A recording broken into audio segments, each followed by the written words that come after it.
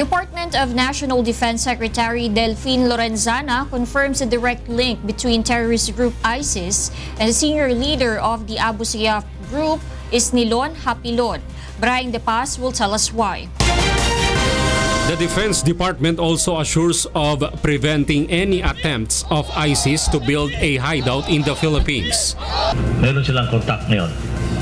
And in fact, one of the leaders in Basilan, Hapilon Isnilon, he moved to Central Mindanao on the behest of the ISIS people there in Middle East to find out if yung Central Mindanao is more conducive to the establishment of an organization, ISIS, yung wilayat nila.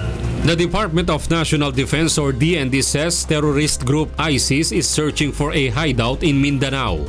This after the terrorists communicated with the leader of bandit group Abu Sayyaf, Isnilon Hapilon.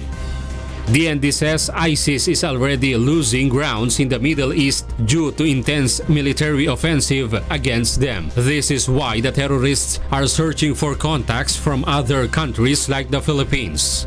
Lorenzana adds that ISIS has already directed Isnilon to search for a possible hideout for them.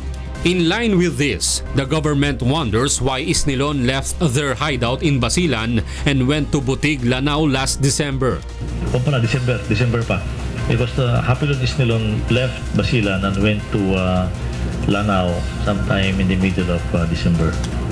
So that time we tried to find out why he is there, why he left the safety of his traditional area of operation from Basilan and went to Lanao.